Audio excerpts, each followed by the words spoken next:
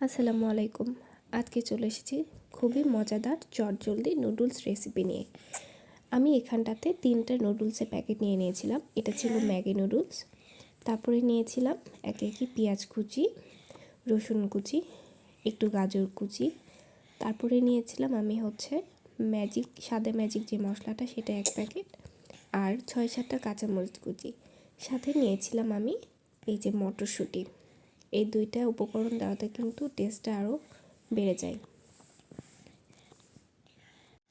এরপরে নিয়েছিলাম একটা ডিম, নিয়েছিলাম সয়া সস, ব্রানের আমি সয়া সসটা ইউজ করেছি। তারপরে নিয়েছিলাম আমি আমার বাসায় তৈরি করা টমেটো সস। এইগুলাই আমি সব উপকরণ ইউজ করেছি আমার নুডলসে।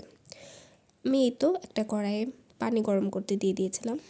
একটু পানিটা হালকা গরম হয়ে গেলে সেখানটাতে 3টা নুডলস আমি দিয়ে দিয়েছি।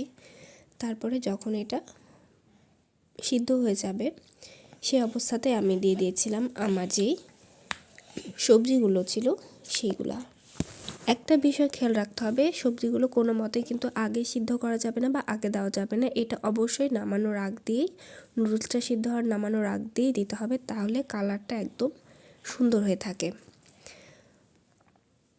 আমার এই গাজর আর মটরশুঁটিটা কিন্তু ফ্রিজে রাখা ছিল। ডিপ ফ্রিজে আমি সিজনাল সবজিগুলো সংরক্ষণ করে রাখি, যাতে আনসিজনেও আমি সবজিগুলো খাবারের মধ্যে ব্যবহার করতে পারি। এইভাবে আমি বেশিক্ষণ 1 থেকে 2 মিনিট রেখেই আমি ছাঁকনি দিয়ে ছেঁকে নিয়েছিলাম নুডলসগুলো।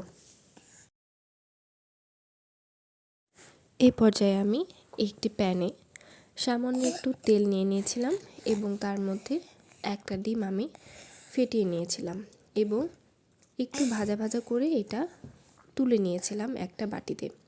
এরপরে সেই পাত্রে আবার আরেকটু তেল দিয়ে তার মধ্যে দিয়ে দিয়েছিলাম আমার সব কেটে রাখা উপকরণগুলো, পেঁয়াজ কুচি, কাঁচামরিচ কুচি। এগুলোকে হালকা একটু আমি ভেজে নিয়ে তারপরে দিয়ে দিয়েছিলাম আমার তুলে রাখা ভাজা ডিমের টুকরোগুলো।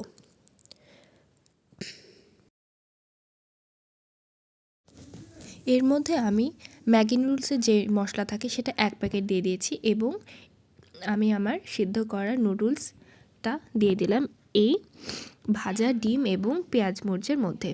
খুব ভালোভাবে আমি একটু নাড়াচাড়া করে নিয়ে এই পর্যায়ে আমি গ্যাসটা অফ করে দিয়েছিলাম এবং এর মধ্যে আমি আমার যে বাকি মশলাগুলো ছিল, একটা ম্যাজিক মশলা, তারপরে দিয়েছিলাম একটা ম্যাগি নুডলসের যে মশলা থাকে সেইটা, তারপরে দিয়েছিলাম সয়া সস 1 চা চামচের মতো এবং দিয়েছিলাম টমেটো সস 1 চামচের মতো।